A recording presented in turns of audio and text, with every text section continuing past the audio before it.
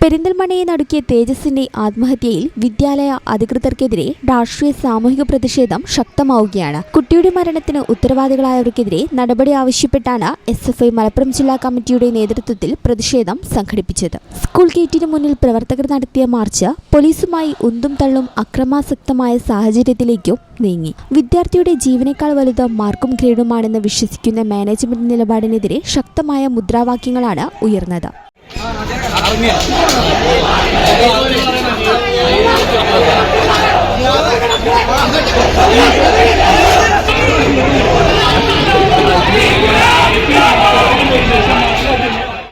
TC ചോദിച്ചെത്തിയ കുട്ടിയെ moral സയൻസിന് mark കുറവാണെന്ന് പറഞ്ഞ് പരീക്ഷ എഴുതാൻ നിർബന്ധിച്ചതും മുട്ടിലിരുത്തി ശിക്ഷിച്ചതും ഉൾപ്പെടെയുള്ള ക്രൂരതകൾ വിദ്യാർത്ഥിയെ കടുത്ത മാനസിക സമ്മർദ്ദത്തിലാക്കിയെന്ന് SFI ആരോപിച്ചു. സ്കൂൾ വാർഷികാഘോഷത്തിൽ നിന്ന് കുട്ടിയെ മാറ്റി നിർത്തിയത് ഏകാധിപത്യ പ്രവണതയാണെന്നും സംഘടന വിമർശിച്ചു. മരണപ്പെട്ട തേജസിന്റെ വീട് SFI നേതാക്കൾ സന്ദർശിച്ചിരുന്നു. ജില്ലാ secretary N. Adil, president M. Sujin, സംസ്ഥാന കമ്മിറ്റി അംഗം ഗോകുൽ ഏലംകുളം, ഏരിയ സെക്രട്ടറി യദുകൃഷ്ണൻ എന്നിവരടങ്ങുന്ന സംഘമാണ് രക്ഷിതാക്കളെ നേരിൽ കണ്ട് പിന്തുണ അറിയിച്ചത്. വിദ്യാലയങ്ങളിലെ ഇത്തരം ഏകാധിപത്യ പ്രവണതകൾ അവസാനിപ്പിക്കണമെന്നും തേജസ്സിന് നീതി ലഭിക്കും വരെ പ്രക്ഷോഭം തുടരുമെന്നും SFI പ്രസ്താവനയിലൂടെ അറിയിച്ചു. അധികൃതരുടെ ഭാഗത്തു നിന്നും അടിയന്തര നടപടി ഉണ്ടായില്ലെങ്കിൽ വരും ദിവസങ്ങളിൽ പ്രതിഷേധം കൂടുതൽ ശക്തമാക്കാനാണ് സംഘടനയുടെ തീരുമാനം.